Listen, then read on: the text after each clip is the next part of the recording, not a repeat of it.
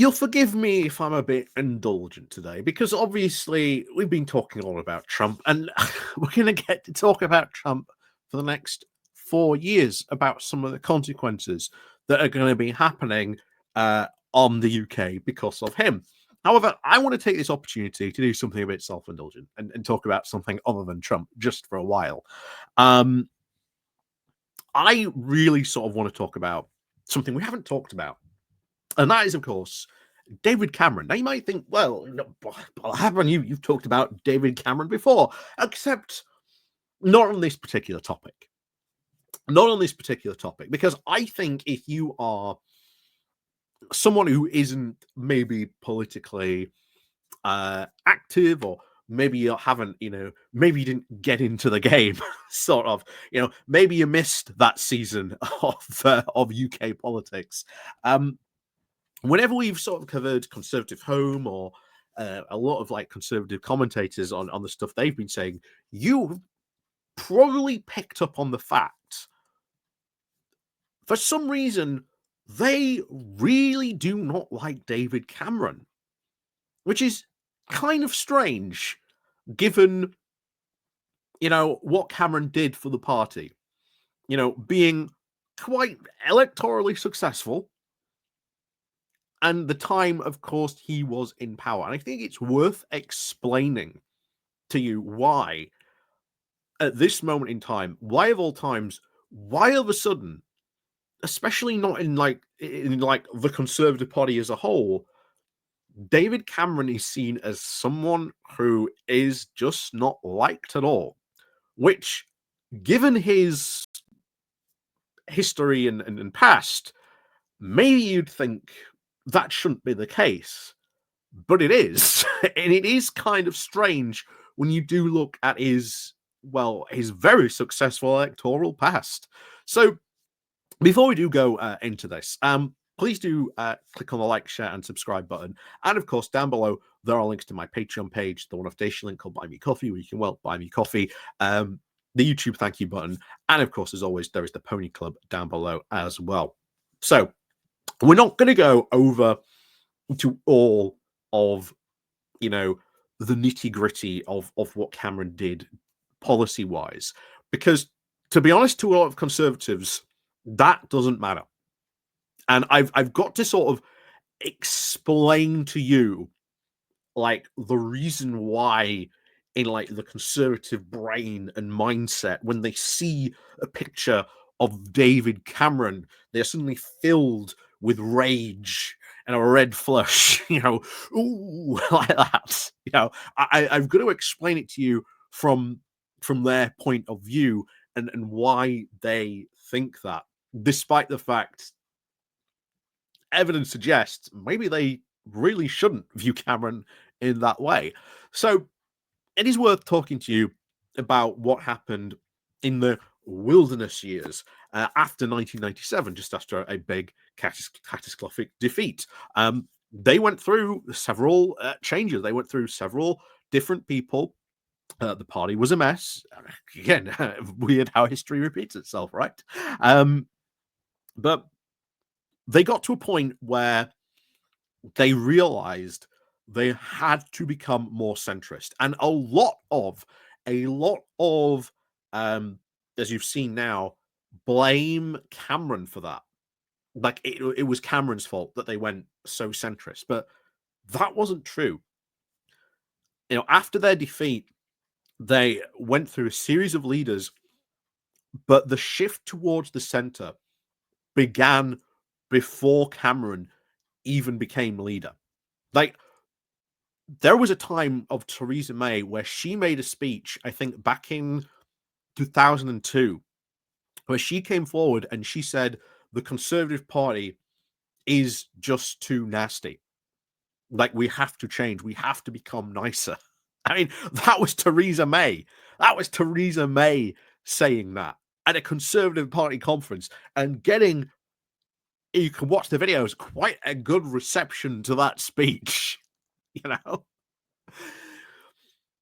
And then, of course, Cameron sort of came out of nowhere. This was a guy who was not expected to win that particular Conservative leadership contest. What happened was he gave this fantastic speech. He gained this flush of momentum sort of afterwards, went on, won the contest. So there you have it. David Cameron was in control. And then, of course, he won the 2010 general election. Now, of course, it was a coalition that he went in. But remember, he was your first guy winning since the defeat of 1997. So you'd think that alone might make Conservatives like David Cameron, but no, they still don't. And it is because of they considered almost immediately Cameron had pulled the party too far centrist. And you see this from figures like Michael Gove even saying this, feeling that, Gove agreed with the direction that Cameron went in, but he thought that they'd just gone a bit too far centrist. He'd pull the party a bit too far towards the middle ground. And ultimately, that's where a lot of the Cameron hate really comes from. Like, the morphing to like the modern Conservative Party in which you are seeing today comes from this anti-Cameron hate from winning the contest, from what they saw as doing far too many deals with the Lib Dems and and doing cozying up to them just a bit too much. And then, of course, you had the fact that Cameron he ignored the right wing for quite some time. He managed to ignore them for quite some time. But this was the time where they were sort of trying to push themselves back into the mainstream, trying to have these conversations about Europe and bringing Euroscepticism back into the mainstream. They did sort of win primarily because of UKIP, using the threat of going over to UKIP during the coalition period, which was what ultimately, after 2015, was what enabled Cameron to give them, or at least forced to give them, that referendum. And of course, Cameron was very much buoyed after the Scottish independence referendum as well, thinking, well, if you won that one, maybe you can do the same again. And so ultimately, what you had was he won again in 2015. Unexpected. You can look at all the sources at the time. Cameron did not expect to win in 2015. He thought he was going to lose in 2015.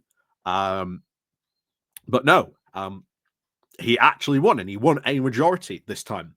And we do forget at that time, during that period, there was this sense that actually we were going to go through quite a phase of having hung parliaments. That this was a new political age of, we're going to have, rather than one controlling government, hung parliaments may become the norm for British parliamentary politics. That, however, has not materialized. Who knows what will happen, of course, in the future, but that's what a lot of people generally thought, that Cameron was once again going to have to go into coalition with the Lib Dems. And the Lib Dems at that time were running a campaign basically that was, look, if you vote for us, we can be a moderating force on the Conservative Party at that time. And this, of course, fed more and more into the Cameron hate. And then, of course, you got the referendum, which, Cameron lost, and then went, I'm out. I'm leaving. And that was because that was really the start when you were getting a lot of the regicide nature of the Conservative Party that we've seen really start to come out. And there are questions I think they should be having. The greatest what if question, obviously, would be, what if the result was flipped? What if it was, 52-48 in favor of Remain? Then what would have happened? How many of these right wingers would reacted? Would they maybe have seen a opportunity to get rid of Cameron.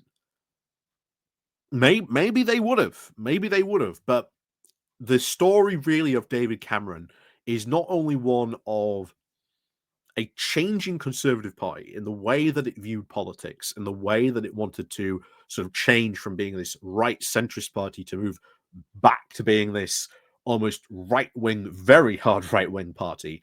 But the rise, of course, of those more right wing figures who, once again, are now in control of the Conservative Party. Like we say, we've got Mel Stride, Priti Patel, and Suella Braverman taking the three key positions in a shadow cabinet, making probably the most powerful positions in any political party or any government are those three: Prime Minister, Foreign Secretary, Treasury. Well, Home Secretary as well. But you know, key Kimmy Badnock ally there. So we'll see what's going to happen to the party in the future. Kimmy Badnock still has not decided what direction, what policies she's going to sort of pursue in the future. And I thought it was worth, examining why this, because I don't know if people sort of understand why there is so much hate when you look at it. Cameron won 2 elections. He brought the party back into power after a very, very long time in exile. They don't widely 100% agree with his ideology when it came to immigration, but widely they sort of agreed with everything else. But he's viewed very much in sort of like the the mind of the Conservatives as this figure who should be abjectly hated. But if you thought about this maybe in another party, he would be, quite celebrated. Yeah, maybe he had a bad end with the bad referendum result, but overwhelmingly, you would probably think there would be at least some sort of you know respect or something like that. But there ain't. There is none of that in the Conservative Party, and it is so bizarre that a figure like that, who, again, I hate David Cameron. I don't like him, but he did achieve quite a few things electorally when it came to it. And it's bizarre that you do see such an anti-Cameron hate. So let me know what you think down below. But again, I think it just does represent the changing face, really, of the Conservative Party, that they view Cameron in such a way. So, as always, thank you very much for watching. And of course, as always, we'll see you all next time.